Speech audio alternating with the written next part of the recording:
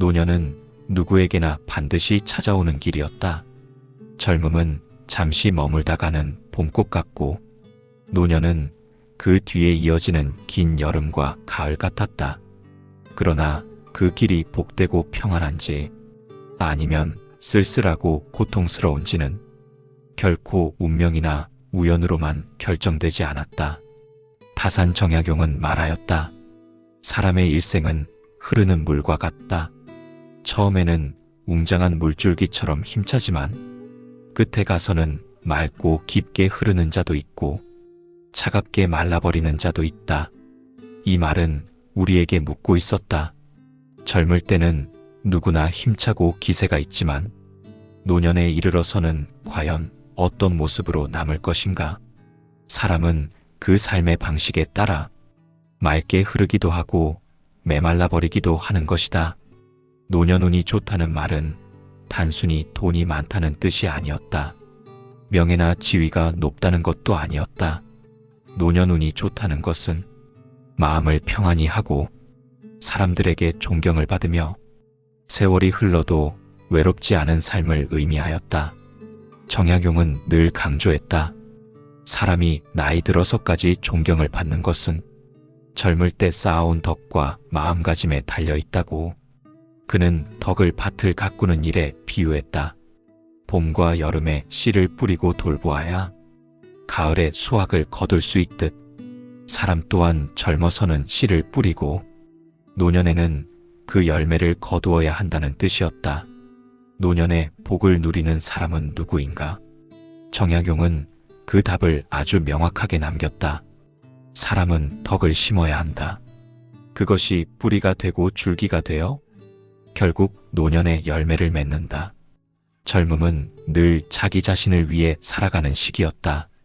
자신의 이름을 세우고 재산을 모으고 명예를 얻으려 애쓰는 것이었다. 그러나 그 모든 것이 다 지나가고 나면 남는 것은 결국 사람과 사람 사이의 인연이었다. 덕을 쌓은 이는 노년에 홀로 있지 않았다. 그의 곁에는 늘 따뜻한 사람들이 있었고 그가 걸어가는 길마다 존경의 시선이 따랐다. 사람들은 그를 믿고 그를 의지하고 그에게 배우고자 했다. 정약용은 덕을 밭에 씨앗을 뿌리는 일에 비유했다. 씨앗을 뿌리지 않은 밭은 가을이 와도 아무것도 거둘 수 없었다. 그러나 봄부터 애써 씨를 뿌리고 여름 내내 잡초를 뽑고 밭을 가꾼 이는 가을이 오면 풍성한 결실을 얻었다. 사람의 삶도 이와 같았다. 젊어서 덕을 베풀고 남을 도우며 바른 길을 걸어온 자만이 노년에 들어서 그 열매를 맛볼 수 있었다. 덕을 쌓은 사람의 노년은 외롭지 않았다. 그는 친구와 제자와 이웃에게 늘 존경을 받았다. 재산이 많지 않아도 그를 아는 이들은 그를 따뜻하게 대했고 그의 집에는 늘 발걸음이 이어졌다. 반대로 덕을 쌓지 않은 사람은 달랐다. 그는 젊을 때 자기만을 위해 살았다. 남을 속이고 남을 이용하고 자기 욕심만 채웠다. 그러나 나이가 들어서는 그 누구도 그의 곁에 남아있지 않았다. 재산이 많아도 공허했고 자녀가 있어도 마음은 텅 비어 있었다. 정약용은 또 말했다. 덕은 보이지 않으나 향기처럼 퍼진다. 꽃의 향기가 바람을 타고 멀리 퍼지듯 덕을 베푼 이는 그 이름이 멀리까지 울려 퍼졌다. 그가 직접 드러내지 않아도 사람들은 자연스레 그의 이름을 떠올렸고 그의 삶을 본받고자 했다. 덕을 쌓는 일은 결코 거창한 것이 아니었다. 크게 은혜를 베풀고 세상을 뒤흔드는 일을 해야만 덕이 쌓이는 것이 아니었다. 작은 선행이 모여 사람들의 마음속에 따뜻함을 남겼다. 그 따뜻함이 차곡차곡 쌓여 노년에 이르러서는 큰 울타리가 되어주었다. 정약용은 평생 벼슬에 오르고도 유배라는 긴 고통의 시간을 보냈다. 그 시절에도 그는 사람을 원망하지 않았다. 오히려 스스로를 돌아보며 자신의 학문을 갈고 닦고 백성을 위하는 글을 남겼다. 그는 권력에서 멀어졌어도 백성의 마음에서는 멀어지지 않았다. 그가 남긴 덕의 씨앗이 수백 년이 지난 지금도 우리에게 열매로 다가오는 것이다. 노년운이 좋은 사람은 젊어 있을 때부터 남을 먼저 생각했다. 그는 이익을 나누었고 공을 독차지하지 않았다. 그는 말로만 덕을 말하지 않고 행동으로 덕을 보여주었다. 그러니는 나이가 들어서도 주변이 늘 따뜻했다. 노년이란 결국 젊을 때 살아온 삶의 결산이었다. 그 결산에서 웃을 수 있는 이는 젊어 덕을 베풀고 사람의 마음을 얻은 자였다. 그는 죽음이 다가와도 두렵지 않았다. 이미 수많은 이의 기억 속에 남아 그의 삶은 계속해서 살아있기 때문이다. 정약용은 이렇게 말했다. 덕을 쌓은 이는 그 자손이 흥하고 덕을 잃은 이는 그 몸이 쇠한다. 이는 단순히 후손의 번성만을 말한 것이 아니었다. 노년에 이르러 남은 삶이 복되고 평안한 것은 바로 그 덕이 쌓였기 때문이었다. 덕은 재산보다 오래 남았다. 권력보다 깊이 스며들었다. 명예보다도 더 많은 이를 감동시켰다. 덕을 쌓은 자는 늙어도 빛을 잃지 않았다. 오늘을 살아가는 우리에게도 이 말씀은 그대로 다가온다. 노년에 복을 누리고 싶다면 지금 이 순간부터 덕을 심어야 한다.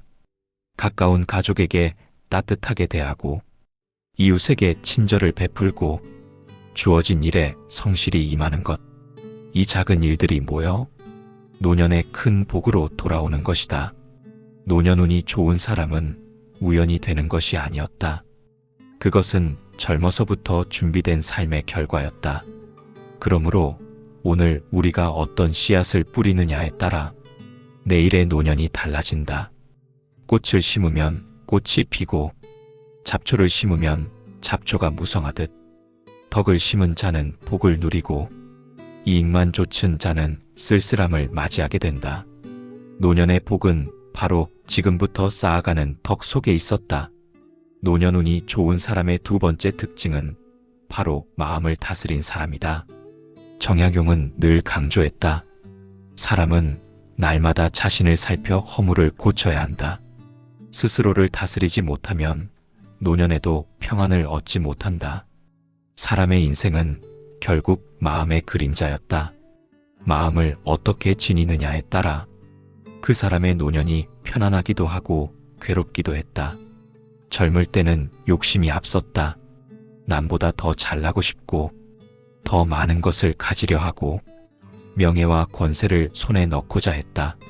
그러나 나이가 들면 그것들이 다 소용없다는 것을 깨닫게 된다. 많이 가져도 마음이 불안하면 편안할 수 없었다.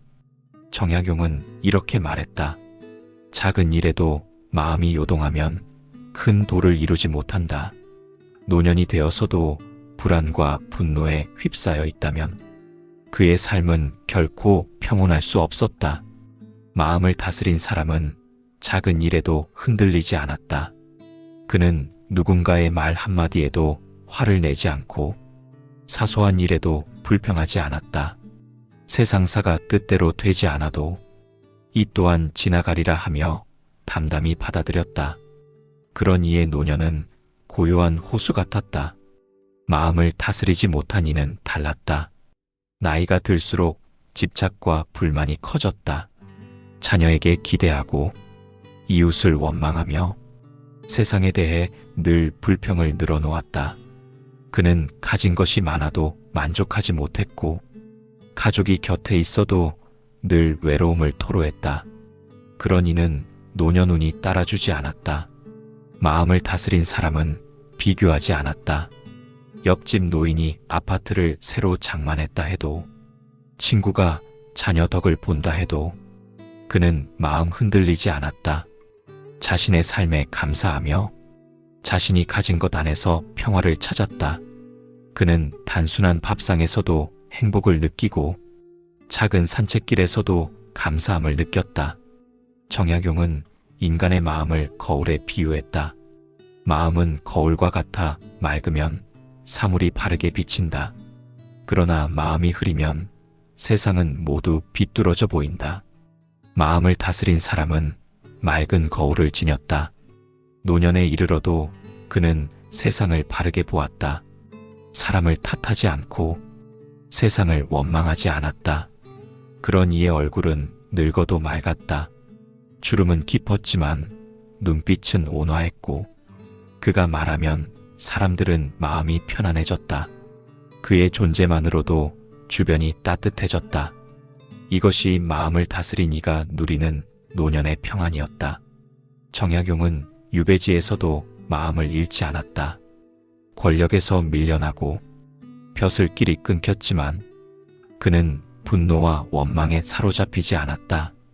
그는 책을 읽고 글을 쓰며 자신의 학문을 더욱 갈고 닦았다.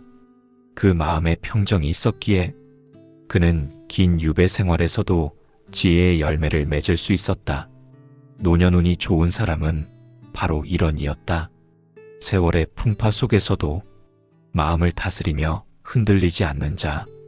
그는 외부의 조건에 좌우되지 않고 스스로의 내면에서 평화를 찾았다. 마음을 다스린 이는 병이 와도 담담했다. 육신은 늙어도 정신은 무너지지 않았다. 그는 병마와 고통 속에서도 평온히 삶을 이어갔다. 사람들은 그의 강인한 마음에 감동했고 그와 함께 있는 것만으로도 힘을 얻었다. 반대로 마음을 다스리지 못한 이는 작은 병에도 원망하고 사소한 불편에도 화를 냈다. 그는 자신을 불행하다고 여겼고 그 불행을 끊임없이 입으로 토로했다. 그런 이는 가족도 지쳐 곁을 떠났고 노년은 더욱 외로워졌다. 정약용은 말했다. 군자는 날마다 자신을 살피고 소인은 날마다 남을 탓한다. 마음을 다스린 사람은 군자였다. 그는 매일 자신을 돌아보며 허물을 고치고 덕을 키웠다. 그런 이가 노년에 이르러도 평안을 얻는 것은 당연한 일이었다. 마음을 다스린 이는 욕심을 줄였다. 많이 가지려 애쓰지 않고 불필요한 것을 덜어내며 살았다. 그의 집은 크지 않아도 평안했고 그의 밥상은 소박해도 행복했다. 마음을 다스린 이는 단순 속에서 진정한 부를 발견했다. 그의 노년은 단순히 오래 사는 것이 아니었다. 매일이 평안했고 그 평안이 얼굴에 드러나 늙어도 아름다웠다. 사람들은 그와 함께하는 것을 즐거워했고 그는 세월이 흘러도 존경받았다. 마음을 다스리는 것은 결코 쉽지 않았다. 그러나 그것이야말로 노년의 운을 바꾸는 가장 큰 힘이었다. 가난해도 평안했고 병들어도 평온했다. 그의 내면은 누구도 흔들 수 없는 성체와 같았다. 노년의 진정한 행복을 누리고 싶다면 재산을 더 가지려 하기보다 마음을 먼저 다스려야 했다.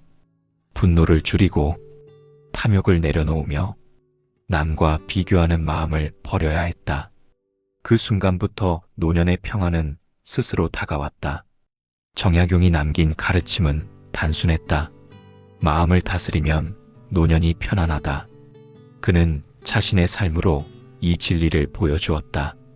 그리고 오늘을 사는 우리에게도 그 말씀은 여전히 깊은 울림으로 다가온다. 노년운이 좋은 사람의 세 번째 특징은 바로 배움을 멈추지 않은 사람이었다. 정약용은 평생 배움에 게을리하지 않았다. 그는 유배지에 있으면서도 책을 읽고 글을 쓰고 학문을 이어갔다. 그는 말했다. 배움에는 끝이 없다. 배우기를 멈추는 순간부터 마음은 굳고 지혜는 닫힌다. 사람은 나이가 들면 흔히 이렇게 말한다. 이제 다 살았는데 배움이 무슨 소용이 있겠는가? 그러나 배움을 멈춘 순간부터 사람은 세상과 멀어졌다. 생각은 닫히고 시선은 좁아지며 삶은 고집과 편견으로 굳어졌다. 노년 운이 좋은 사람은 달랐다. 그는 늙어서도 새로운 것을 익혔다. 책을 가까이 하고 젊은 세대와 대화하며 자신의 생각을 넓혔다. 그는 늘 배우려는 자세로 세상을 바라보았다. 정약용은 학문을 좇으면서도 늘 실천을 강조했다. 배우고 행하지 않으면 알면 헛되다. 노년에도 배움을 실천으로 옮긴 이는 존경을 받았다. 그는 단지 글을 아는 사람이 아니라 지혜롭게 행하는 사람이었다. 노년의 배움을 이어가는 이는 삶의 활력이 달랐다. 그의 눈빛은 여전히 빛나고 그의 말에는 깊이가 있었다. 사람들은 그의 나이를 보고 늙었다고 했지만 그의 정신은 젊고 생생했다. 그의 존재는 그 자체로 살아있는 교훈이었다. 배움은 반드시 글과 학문에만 있는 것이 아니었다. 삶의 작은 일에서도 배움은 있었다. 자녀와 손주와의 대화 속에서 새로운 세대의 문화를 배우고 세상의 변화를 이해하려는 것도 배움이었다. 이웃과의 나눔 속에서 다른 삶을 이해하고 포용하는 것도 배움이었다. 노년 운이 좋은 사람은 이런 작은 배움을 게을리하지 않았다. 그는 새로운 것을 두려워하지 않았다. 스마트폰을 배우려 애쓰고 낯선 기술에도 도전했다. 그는 나는 늙어서 이제 배울 수 없다고 말하지 않았다. 대신 늙었으니 더 배워야 한다고 생각했다. 이러한 태도가 그의 노년을 단단하게 만들었다. 그는 변화에 뒤처지지 않았고 세상과 끊어지지 않았다. 젊은이들과도 소통할 수 있었고 시대의 흐름을 함께할 수 있었다. 그의 마음은 늘 열려 있었고 그 열린 심성이 그에게 존경을 안겨주었다. 배움을 멈춘 사람은 달랐다. 그는 과거의 경험만을 자랑했다. 자신이 옳다고만 주장했고 새로운 생각을 무시했다. 그는 세상과 멀어졌고 젊은 세대는 그와 대화를 꺼렸다. 그의 말은 지혜가 아니라 잔소리로 들렸다. 그의 삶은 점점 고립되었고 노년은 외로움으로 채워졌다. 정약용은 자신이 쌓은 학문을 혼자 간직하지 않았다. 그는 책을 통해 제자를 통해 백성을 위한 글을 통해 나누었다. 그의 배움은 자신을 넘어 세상에 닿았다. 그는 늙어서도 배우고 배운 것을 나누었기에 그의 이름은 지금도 살아 숨쉬고 있다. 노년의 지혜를 누리는 이는 배움을 통해 얻은 통찰을 삶에 녹여낸 사람이었다. 그는 단순히 지식을 말하지 않았다. 그의 말에는 깊은 경험이 깃들어 있었고 그의 행동에는 배움에서 나온 겸손이 배어 있었다. 그런 이는 나이가 들어도 무겁고 든든한 울림을 주었다. 사람들은 그와 함께하는 것을 기쁘게 여겼다. 그와 대화하면 마음이 넓어지고 그의 삶을 보면 자신도 배우고 싶어졌다. 그는 노년에도 스승이었다. 그의 존재는 곁에 있는 것만으로도 가르침이 되었다. 노년 운이 좋은 사람은 늘 자신에게 물었다. 오늘 나는 무엇을 배웠는가? 그는 작은 것이라도 배우려 애썼고 그 배움을 실천으로 옮겼다. 그 결과 그의 노년은 지혜와 평안으로 빛났다. 정약용은 이렇게 가르쳤다. 배움은 사람의 정신을 젊게 한다. 마음이 젊으면 노년에도 늙지 않는다. 이 말씀은 진리였다. 실제로 배움을 이어가는 이는 나이가 많아도 젊은이처럼 열정이 있었다. 그는 나이를 잊고 매일 새로움을 맞이했다. 노년은 단순히 늙는 시기가 아니었다. 배움을 통해 성숙의 완성을 이루는 시기였다. 배움을 멈추지 않은 이는 세월 속에서도 꺾이지 않고 지혜로운 결실을 거두었다. 노년의 진정한 지혜를 얻고자 한다면 오늘부터 배우는 삶을 포기하지 말아야 했다. 글을 읽고 사람을 만나고 세상을 이해하려는 그 마음이 결국 노년을 지혜롭게 만들었다. 정약용의 말씀과 유교 철학의 가르침은 우리에게 분명히 알려준다. 노년운은 결코 하늘에서 떨어지는 우연이 아니었다. 그것은 젊을 때부터 어떻게 살아왔는가에 따라 달라졌다. 덕을 쌓은 사람은 늙어서도 존경을 받았다. 마음을 다스린 사람은 늙어서도 평안을 누렸다. 배움을 멈추지 않은 사람은 늙어서도 지혜로웠다. 이 세 가지는 단순한 교훈이 아니라 오늘을 살아가는 우리가 당장 실천해야 할 삶의 태도였다. 젊음은 언제나 지나갔다. 세월은 멈추지 않고 흘러갔다. 오늘 웃으며 살아도 내일은 늙은 얼굴로 거울을 마주하게 된다. 그때 후회하지 않으려면 지금부터 덕을 베풀어야 했다. 지금부터 마음을 다스려야 했다. 지금부터 배움을 멈추지 않아야 했다. 노년에 운이 좋은 사람은 우연히 그렇게 된 것이 아니었다. 평생 쌓아온 습관과 태도가 노년을 빛나게 만들었다. 재산이 많지 않아도 괜찮았다. 권세와 명예가 크지 않아도 괜찮았다. 노년의 진짜 복은 사람과 사람 사이의 인연 속에서, 마음의 고요 속에서, 배움의 깊이 속에서 피어났다. 정약용이 남긴 삶의 흔적은 우리에게 묻는다. 너는 노년을 어떻게 맞이하고 싶은가? 외로운 노년을 살 것인가? 아니면 존경받는 노년을 살 것인가? 그 물음에 답하기 위해 우리는 오늘부터 삶을 바꾸어야 한다. 덕을 베풀고 마음을 고요히 하고 배움을 놓지 않아야 한다. 노년은 인생의 끝이 아니라 가장 성숙한 시기였다. 그 시기를 복되게 맞이하는 이가야말로 진정 지혜로운 사람이었다. 그러므로 우리 모두는 다짐해야 한다. 나는 지금부터 덕을 심겠다. 나는 지금부터 마음을 다스리겠다. 나는 지금부터 배움을 멈추지 않겠다. 그 다짐이 쌓일 때 우리의 노년은 고요히 빛나고 누구도 흔들 수 없는 평안 속에 머물게 된다. 노년운이 좋은 사람은 특별한 사람이 아니었다. 바로 지금 작은 실천을 이어가는 우리 자신이었다.